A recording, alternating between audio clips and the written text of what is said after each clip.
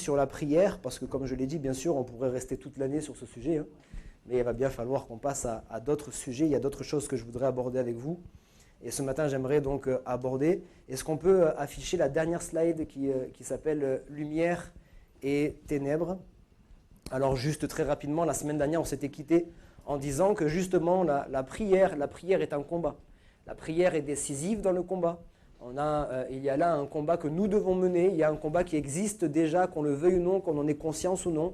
Il y a un combat qui est là, constant dans le ciel, entre les puissances des ténèbres et les puissances de la lumière, les puissances de Satan et les puissances de Dieu. Il y a un combat qui est là constamment, mais nous devons prendre part aussi à ce combat. Comment est-ce qu'on prend part à ce combat? Puisqu'il est spirituel et qu'il est invisible, on prend part à ce combat par la prière. Amen, c'est ce que nous avons vu la semaine dernière. On a vu ensemble que nous devons, en tant que peuple de Dieu, gagner du terrain spirituellement. Ce n'est pas à nous d'essayer de résister tant bien que mal aux puissances des ténèbres, ce n'est pas à nous de reculer, mais la Bible dit que les portes de séjour des morts ne prévaudront pas contre l'Église. Ça veut dire que c'est l'Église qui est en mouvement, c'est l'Église qui va de l'avant, et les portes de séjour des morts, les ténèbres ne peuvent résister, elles sont obligées de reculer. Alléluia. Ça, c'est ce qui doit se passer réellement.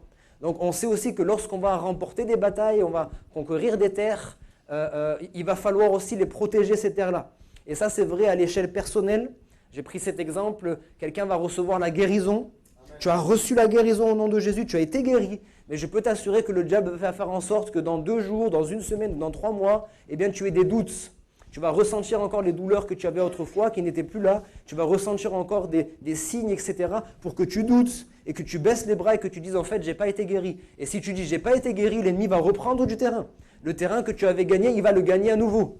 Donc nous devons non seulement gagner du terrain, mais nous devons aussi garder les terres que nous avons conquises. Amen. C'est vrai aussi pour le baptême du Saint-Esprit. Ceux qui ont connu cette expérience glorieuse et merveilleuse, c'est une expérience qui nous dépasse. C'est humainement, impossible, incompréhensible. Mais à un moment donné, on est revêtu de la puissance du Saint-Esprit. On est rempli de la plénitude du Saint-Esprit. On se met à parler des langues qu'on n'a jamais parlé, qu'on n'a jamais apprises, mais on se met à parler ces langues-là.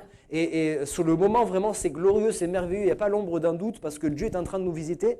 Mais quand on rentre chez nous, 2 jours après, 3 jours après, l'ennemi vient pour dire, mais en fait, ça, c'était juste l'émotion, ou je ne sais pas, c'était toi-même, etc., etc. Il va venir pour mettre en doute. Et si tu acceptes cette pensée, si tu acceptes qu'en fait, tu n'as pas été baptisé du Saint-Esprit, tu ne parleras plus en langue. Et même si tu as été baptisé du Saint-Esprit, il n'y aura plus d'effet. Okay? Donc, je dois gagner du terrain, mais je dois aussi garder le terrain que j'ai conquis. Voilà pourquoi nous devons prier sans cesse. L'apôtre Paul dira prier sans cesse. Il y a constamment de quoi prier. Si vous manquez de sujets de prière, il n'y a pas de souci pour ça. On peut vous en partager plein. Il n'y a aucun problème. Ça, on peut partager les sujets de prière. Hein. Yes, on aime bien partager ça. Hein. Prier sans cesse. Et puis, ce matin, j'aimerais vous parler d'une autre réalité spirituelle. Je vous ai dit donc qu'il y a là 2 puissances. 2 puissances qui s'affrontent constamment et qui ont pour but de régner dans la vie des hommes. D'accord ? Dans ces 2 puissances-là, je parle bien évidemment de Satan et de Dieu. Il faut dire les choses directement avant qu'on se trompe. Il y a une puissance, Satan est puissant, mais il y a Dieu qui est tout puissant. Ne pensons pas que Satan n'est pas puissant. Il est puissant, il est malin, il est rusé, il est persévérant. On a parlé de ces choses. Mais Dieu est tout puissant. Dieu est au-dessus. Il n'y a pas photo en fait, hein, d'accord ? Il faut être clair avec ça, il n'y a pas de compétition en réalité. Mais comme je vous expliquais la semaine dernière, même s'il n'y a pas photo, il n'y a pas compétition, il y a quand même un affrontement qui est là constamment. Ok ? Alors comprenez bien une chose, Dieu comme Satan désire agir en l'homme, quand je dis l'homme c'est avec un grand H, ok ? Et au travers de l'homme. Et dans ce sens-là, dans cette priorité-là, d'abord il veut agir dans la vie de l'homme. Lorsque Dieu, il veut agir dans la vie de l'homme, il veut eh bien, le débarrasser de tous ses fardeaux. Il veut guérir les blessures qu'il y a dans son cœur. Dieu veut guérir son corps. Dieu veut lui donner de l'espérance. Dieu veut lui donner de la joie. Dieu veut lui donner de la paix, l'entourer de son amour. C'est ça que Dieu veut faire dans l'homme. Agir en l'homme, lui faire du bien, le sauver, le délivrer de ses douleurs, de ses souffrances.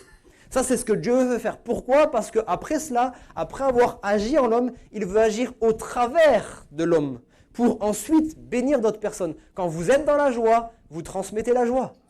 Quand vous êtes dans la paix, vous transmettez la paix. Quand vous êtes guéri, vous avez le temps, vous avez le désir de guérir les autres.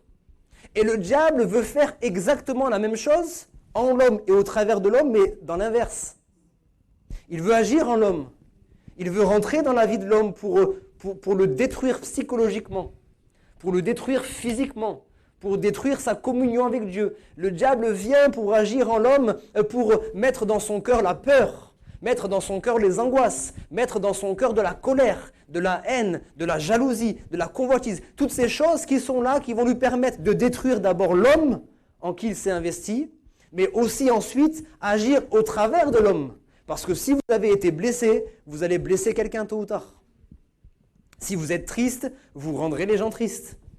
Ça vous arrive d'avoir des gens dans votre famille et vous lui dites maman ou papa ou tonton ou tata ou peu importe, ça va ou pas? Non, mais t'inquiète pas, moi je cherche même pas le bonheur, je cherche même pas à être heureux. Le plus important c'est que vous soyez heureux. On connaît ces gens? Le plus important c'est que vous soyez heureux. Et des fois on leur dit mais en fait je pense que t'as pas compris là. Moi j'ai une conversation comme ça avec ma grand-mère. Elle me dit toujours ça. Je dis mamie ça va. Elle me dit moi je cherche même pas à être heureuse. Moi le plus important c'est vous. Je dis mais en fait il y a quelque chose que t'as pas compris mamie. Il faut vraiment que tu le comprennes. Tant que toi tu n'es pas heureuse, nous on ne peut pas être heureux. Tu es notre grand-mère, tu es notre mère, tu es ceci, tu es cela. Tant que tu n'es pas heureuse, nous on ne peut pas être heureux. C'est-à-dire si vous êtes triste, vous allez même sans le vouloir rendre triste d'autres personnes. Et c'est comme ça que le diable veut agir. Vous avez compris ça? C'est-à-dire que vous n'allez pas mener votre vie comme vous le voulez. Vous serez influencé soit par Dieu, soit par Satan. Et ça c'est une réalité qu'il faut qu'on comprenne. Ne pensons pas que non, moi je crois ni en Dieu ni en Satan. Tu peux en croire ni en Dieu ni en Satan, mais ça n'empêchera pas que l'un comme l'autre peuvent agir en toi et au travers de toi. Prenons l'exemple biblique par exemple de Pierre. Pierre, alors que Jésus va leur poser une question aux disciples, « Qui dit-on que je suis ?» Vous avez fait un sondage là autour de vous, qu'est-ce qu'on dit de moi? Bon, il y en a qui disent que tu es prophète, il y en a qui disent que tu es ceci, que tu es Élie, que tu es Jérémie, que tu es machin, etc. Ok, bon, ça c'est ce que les gens disent. D'accord. Maintenant, vous qui êtes avec moi là, vous qui marchez avec moi depuis quelque temps, vous qui avez vu certaines choses, vous qui avez une relation avec moi, vous, qu'est-ce que vous dites? Là, il y a eu un blanc, il leur a posé une colle. Hein. Ils ont bien compris que la réponse, ce n'était pas une réponse bateau, t'es Jésus de Nazareth, le fils de Joseph et Marie. Ce n'était pas la réponse que Jésus attendait. Et il y en a un qui s'appelle Pierre, qui s'appelait Simon en fait, et il s'est approché, il a dit, moi je sais, tu es le Christ, le Fils du Dieu vivant et vrai. Et quelle va être la réponse de Jésus? Tu es heureux, Simon, parce que ce n'est ni la chair et le sang, c'est-à-dire ce ne sont pas les hommes qui t'ont révélé cela. Ce n'est pas humainement que tu as compris cela, mais c'est mon Père qui est dans les cieux. Ça veut dire qu'à ce moment-là, quand il a compris cette chose, c'est influencé par Dieu qu'il a pu comprendre ces choses. Et juste après, pas des semaines après, juste après, alors que Jésus va dire, voilà, il faut que vous compreniez que moi je suis venu pour sauver les hommes, je suis venu pour les sauver parce que Jean chapitre 10 dit, le diable il est venu pour voler, égorger et détruire. C'est là son désir, c'est là son but, le but qu'il veut atteindre. Mais moi, je suis venu pour que les brebis aient la vie et qu'elles soient dans l'abondance. Allez, comme ça vous réveille un peu pour ceux qui dorment. Ah, vous étiez réveillés déjà. Je veux que vous ayez la vie et que vous ayez la vie en abondance. C'est là le désir qu'il a. Alors qu'est-ce qui s'est passé?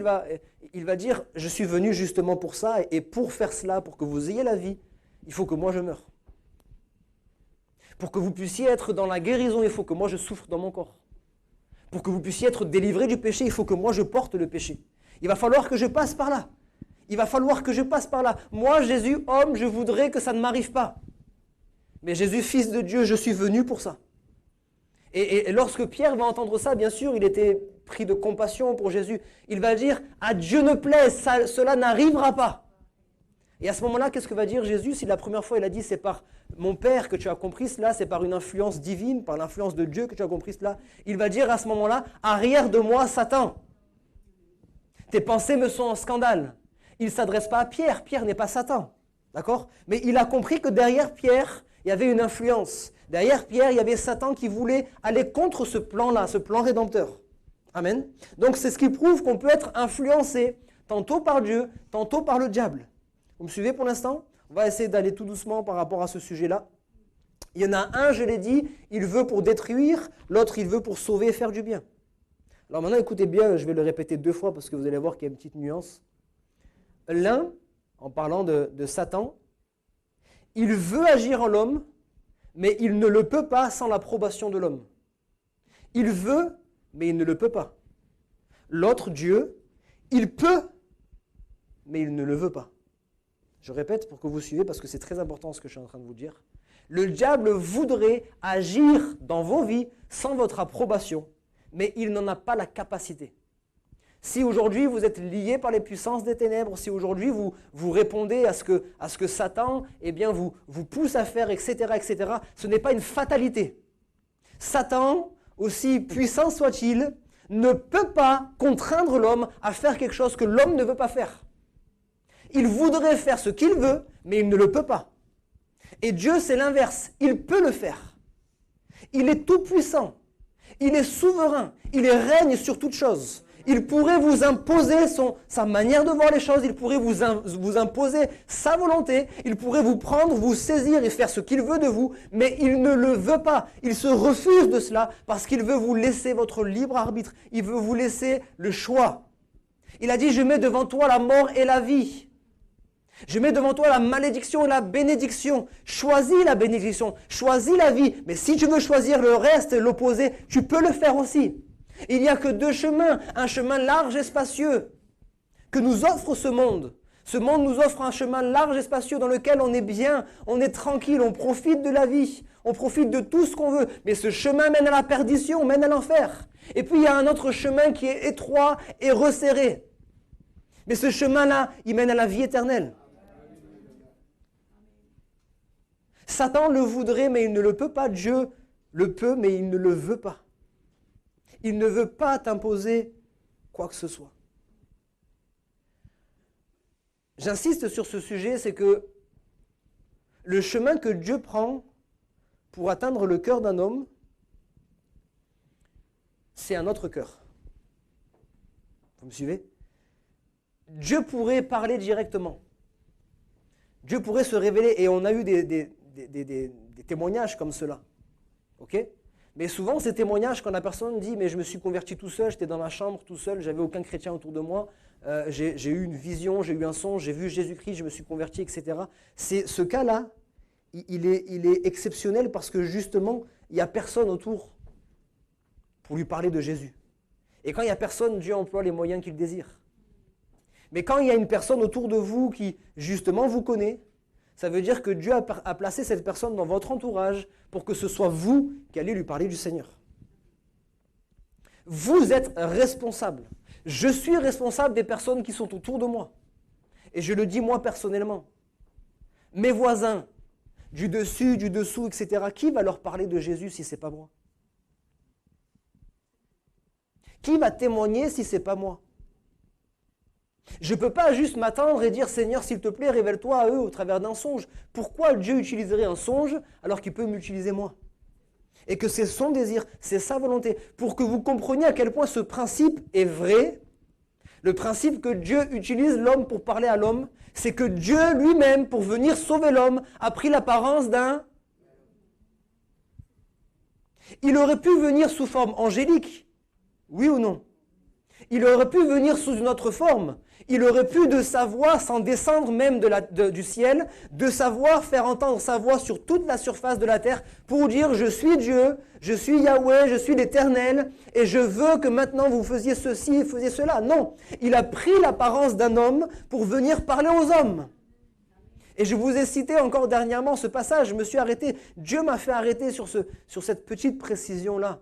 Alors que Corneille, cet homme qui n'était pas juif, il était ce qu'on appelait un craignant de Dieu. Un craignant de Dieu, c'est un non-juif qui, pour autant, croyait dans l'Éternel. Parce que vous savez, pour l'histoire, que le peuple juif avait été déporté parce que d'autres empires étaient venus prendre possession d'Israël, etc. Et par exemple, Babylone avait pris des juifs, les avait déportés à Babylone, etc. etc. Ça a été le cas dans plusieurs empires. Okay? Ça, c'est l'histoire. Hein? La Bible nous le dit, mais l'histoire nous le révèle aussi. Donc, des juifs sont allés dans des terres étrangères. Et quand ils ont été dans ces terres étrangères, certainement qu'ils ont parlé de leur Dieu. On a l'exemple de Naaman. Ok ? Il avait dans sa maison une servante qui était juive, une hébreu, et elle lui avait témoigné, elle avait dit, moi je connais un prophète en Israël qui est capable de te guérir. Donc ils avaient entendu, donc c'est ce qu'on appelait les craignants Dieu. Des non-juifs, mais qui croyaient quand même aux choses de Dieu. Et Corneille, il craignait Dieu, il priait, etc., etc. Et un jour, à force de prière, puisque certainement là où il était, il n'y avait personne pour lui parler de Jésus, il va eh bien, dans sa souveraineté, le Seigneur, faire en sorte qu'il rencontre Pierre. Ça va se passer comment ? Il va avoir une vision.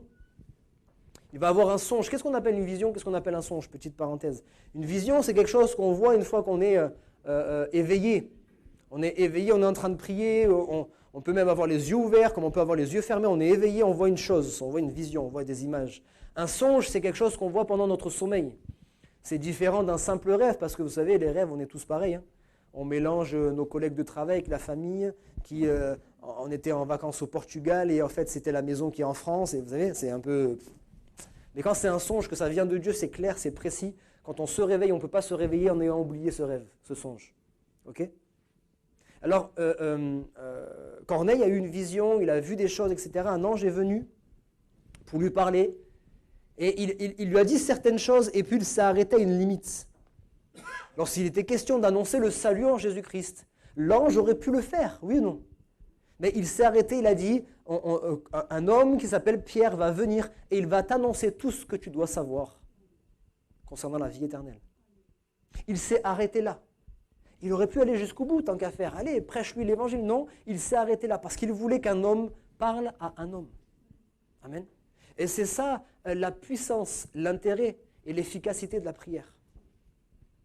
Parce que plus je vais prier, plus je vais être sensible, être attentif à ce que Dieu veut que je fasse, à ce que Dieu veut que je dise. Si chaque matin je me lève, et c'est pour ça qu'en tant que chrétien, on peut très bien se dire, je prie le soir et pas le matin.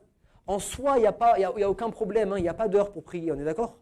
On n'est pas obligé de prier à telle heure, de telle manière, etc. On peut prier à n'importe quel moment. Mais pourquoi il est important de prier le matin ? Parce que lorsque je prie le matin, je me dispose.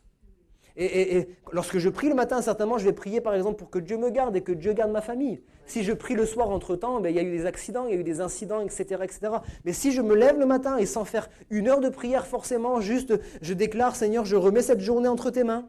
C'est toi qui règnes sur ma vie, c'est toi qui règnes sur ma famille, c'est toi qui me protèges, tu envoies tes anges pour camper autour de moi et autour des miens. Seigneur, là, s'il y avait des œuvres du diable qui étaient prévues pour cette journée, qu'elles soient bien, brisées au nom de Jésus-Christ, qu'elles soient annulées.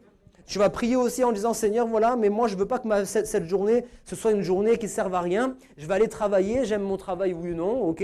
Si je suis épanoui, tant mieux, mais je ne veux pas juste aller travailler.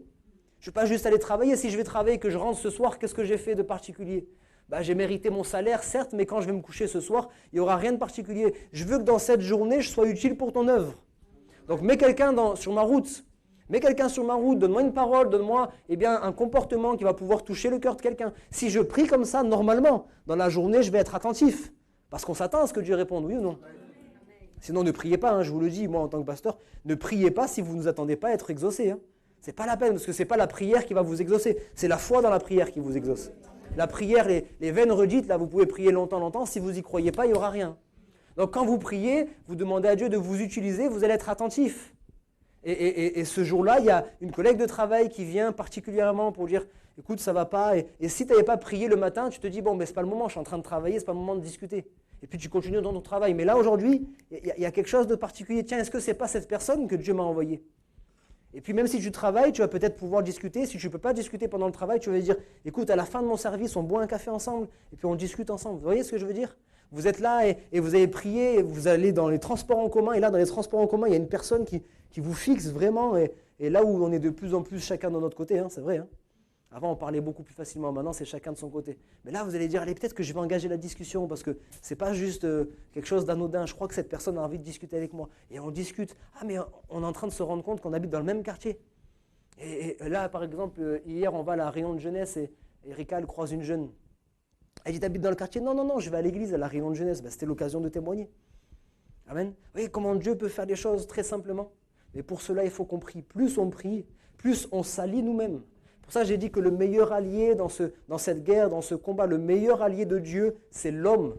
C'est l'homme qui se tient sur le champ de bataille. C'est l'homme qui reste ferme dans la foi. C'est l'homme qui ne regarde pas aux choses visibles. La Bible dit, on ne marche pas par la vue, mais on marche par la foi. On s'appuie sur les promesses de Dieu. On s'appuie sur ce que Dieu dit. Oui, ça a l'air compliqué, etc. Pierre a dit, mais j'ai déjà péché, j'ai déjà essayé toute la nuit, ça n'a pas fonctionné. Pourquoi je vais jeter les filets encore une fois? Il va dire, sur ta parole, à cause de tes promesses, parce que tu es Dieu, parce que tu ne peux pas mentir, parce que ta parole est la vérité, parce que ta parole est vivante, parce que ta parole elle est efficace, parce que ta parole elle est créatrice, parce que tu n'as pas besoin de rajouter quelque chose à ta parole. Ta parole elle est suffisante. Amen. Dieu n'a pas dit que la lumière soit, Dieu créa la lumière et la lumière fut. Il a dit que la lumière soit et sa parole a créé la lumière. Amen. Et voilà pourquoi il est dit dans Jean chapitre 1, au commencement était la parole. Et la parole était avec Dieu. Et la parole était Dieu. Et rien de ce qui a été fait n'a été fait sans elle. Jésus-Christ a tout fait. Jésus-Christ est la parole incarnée. La parole faite chair. Amen. Et quand nous prions sur sa parole, c'est sûr, on est exaucé. Peut-être pas tout de suite. Peut-être ce sera dans une semaine, peut-être ce sera dans 2 semaines, peut-être dans 3 semaines, peut-être dans 1 an. Excusez-moi de vous le dire, peut-être dans 20 ans. Je pense à toi, Pascal. Tu me dis si je me trompe, je crois dans ton témoignage, tu auras l'occasion de le dire. Ta maman ou ta mamie a beaucoup prié pour toi? Ta grand-mère a beaucoup prié, les anciens, vous l'avez connu. Hein. Elle a laissé un bon témoignage, d'ailleurs, souvent on m'en parle. Et je crois que du temps de son vivant, elle ne t'a pas forcément vu venir à l'église. C'est peut-être au moment de ses obsèques qu'il y a eu un déclic, quelques temps après. Vous voyez ça? Sa mamie a prié. Peut-être elle a vu l'inverse de ce qu'elle demandait. Elle est partie rejoindre le Seigneur, mais Dieu avait entendu ses prières. Amen. Et quelques temps après, il est venu, certainement les obsèques, il y a eu la parole de Dieu, etc., plein de petites choses. Et Dieu a fini par accomplir, par exaucer cette prière. Amen. Ça veut dire que toi, tu ne dois pas regarder à l'exaucement de la prière, ce n'est pas ton problème. Mon frère, ma soeur, ce n'est pas ton problème, l'exaucement de la prière. Tu dois juste t'adresser à Dieu parce qu'il t'a dit de demander. Tu demandes, maintenant c'est son affaire. Amen. Alléluia. Seigneur, je t'ai demandé, hein. C'est toi qui es en train de t'en occuper, tu t'en occupes comme tu veux. Tu mets le temps que tu veux. Et puis très important aussi, peut-être ce n'est pas maintenant que Dieu va répondre. Et peut-être ce n'est pas de la manière que tu attends.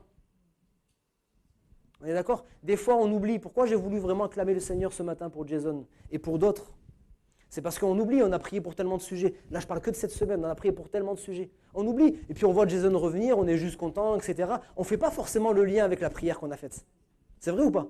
On ne fait pas forcément le lien, parce que si ce n'est pas tout de suite sur le moment, après on oublie.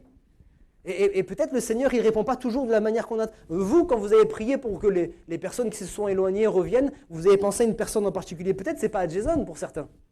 Et du coup, tant que la personne à qui vous avez pensé, elle ne revient pas, vous ne voyez pas l'exaucement de la prière. Sauf que Jason, c'est un fruit, un des fruits de tous ceux qui vont revenir. Amen. La prière est puissante. La prière est efficace. Pour ceux qui parlent en langue, j'ouvre juste une parenthèse, ce n'est pas le moment ce matin, mais pour ceux qui parlent en langue, parlez en langue. Parce que le Saint-Esprit, il intercède pour vous.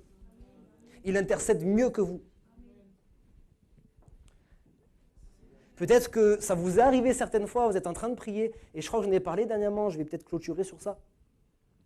J'aurai une parole aussi peut-être pour ceux qui ne connaissent pas le Seigneur, mais en tout cas pour les chrétiens, je vais clôturer pour ça. Je crois que j'en ai parlé dernièrement, je ne sais plus si c'est à la jeunesse ou... Et quand vous priez en langue, vous savez, le Saint-Esprit est une personne. Le Saint-Esprit, il est Dieu lui-même. Ce n'est pas le dernier, ce n'est pas le sous-Dieu, il est Dieu lui-même. Il est même la personne du Saint-Esprit, pas qu'il y a plus d'importance ou quoi, chacun a son rôle dans la vie de l'homme, mais il est quand même la personne du Saint-Esprit qui habite en nous. Dieu le Père n'habite pas en nous. Jésus-Christ n'habite pas en nous. Ils habitent en nous par la personne du Saint-Esprit. Il est une personne qui a des sentiments, des émotions. C'est ce qui fait que quand vous êtes vraiment conduit par le Saint-Esprit, ça vous est arrivé, pendant que vous parlez en langue, des fois vous sentez que le parler en langue, c'est un parler en langue d'autorité. Vous ne comprenez rien à ce que vous êtes en train de dire, c'est le Saint-Esprit qui intercède, mais vous sentez une autorité. Et vous sentez que là, le Saint-Esprit est en train de remporter des victoires que vous ne pourriez pas remporter. Il y a d'autres fois, le Saint-Esprit, vous êtes là en train de parler, il y a la joie. Ça parle en langue, et vous sentez la joie. Vous ne savez pas ce qui est en train de se passer, mais le Saint-Esprit, il est certainement en train d'adorer Dieu, il est certainement en train de louer Dieu, il est certainement en train d'élever Dieu. Et au milieu de tout ça, même s'il y a des difficultés, des problèmes, vous êtes dans la joie, vous êtes dans la paix, il y a quelque chose qui est en train de se faire. Vous ne comprenez pas ce qu'il est en train de dire. D'autres fois, le Saint-Esprit, il est comme en train de pleurer. Ça vous arrive des fois, vous êtes là, c'est comme un cri qui vient du cœur, c'est comme des lamentations. Il y a vraiment, le Saint-Esprit est en train d'intercéder pour une âme avec des larmes, avec des pleurs, etc., mieux que vous pourrez. Parce qu'il connaît votre tristesse par rapport à un membre de votre famille, il connaît votre tristesse par rapport à une situation qui est là, et vous n'arrivez pas à exprimer cette tristesse, le Saint-Esprit le fait à votre place. Parlez en langue. Je vous avais dit ça, c'est justement parmi les choses que Dieu m'a montré, ce n'est pas une grande révélation, mais que Dieu m'a montré très simplement, alors que je lisais beaucoup les actes, je lisais beaucoup les épîtres, et je disais, mais waouh, quand même si on ne doit pas glorifier l'homme, Paul, c'est pas n'importe qui quand même. Il faut qu'on le reconnaisse. Quel homme de Dieu! Et pas forcément quel homme de Dieu pour la puissance, parce que finalement, quand vous regardez dans tous ses écrits, il y a très peu de choses de ce qu'il a fait. On voit qu'il chasse l'esprit de Python, on voit qu'il va guérir Énée, etc. Bon, il y a plusieurs choses, mais ce n'est pas tant ça. Surtout quand on voit la personne de Paul, c'est face aux persécutions, c'est le travail, le dur labeur qu'il a eu pour l'œuvre de Dieu, pour l'Église, etc. On dit, waouh, quel homme de Dieu! Et moi, je disais, moi, je veux devenir Paul, moi, je ne veux pas être un petit chrétien. Hein. Et ce n'était pas de l'orgueil, c'est juste, moi, tu m'as sauvé, Seigneur, je veux que tu puisses utiliser ma vie comme tu veux. Hein. Je veux devenir un Paul. Dis-moi, c'est quoi le secret de Paul? Il m'a montré deux choses. Certainement qu'il y en a plus. Mais Dieu m'a montré deux choses, deux passages bibliques. Premier passage biblique qu'on trouve dans 1 Corinthiens 14. Il dira, je parle en langue plus que vous tous. Il ne parle pas aux Éphésiens qui ne connaissaient pas trop le baptême, il parle aux Corinthiens. À Corinthe, il y avait la totalité des dons spirituels. Ça devait être une église qui devait beaucoup parler en langue. Il dit, je parle en langue plus que vous tous. Alors bien évidemment, ce n'est pas mathématique, il n'a pas calculé, toi tu pries combien? 2 heures, plus toi 1h30, plus toi... Ok? Il est en train de dire, je parle en langue constamment. Et je crois que ça, c'est un des secrets, parce que la Bible dit, celui qui parle en langue s'édifie lui-même. Vous voulez grandir? Vous voulez être édifié? Vous voulez marcher de gloire en gloire? Vous voulez connaître plus Dieu? Vous voulez être transformé, arriver à sa maturité? Parlez en langue. Et la deuxième chose, peut-être qui est plus difficile, Paul dira, je traite durement mon corps. Et je le tiens assujetti. Parce qu'il y a beaucoup de tentations.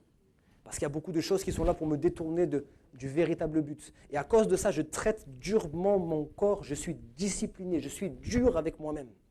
Et je crois qu'on a besoin d'être dur avec nous-mêmes. Nous qui sommes ici en Europe, comme j'ai parlé, quand il y a la persécution, c'est logique, on rentre dans ces choses facilement. Mais si il n'y a pas la persécution, c'est à nous de nous imposer cette discipline. C'est à nous de nous imposer cette discipline. Amen.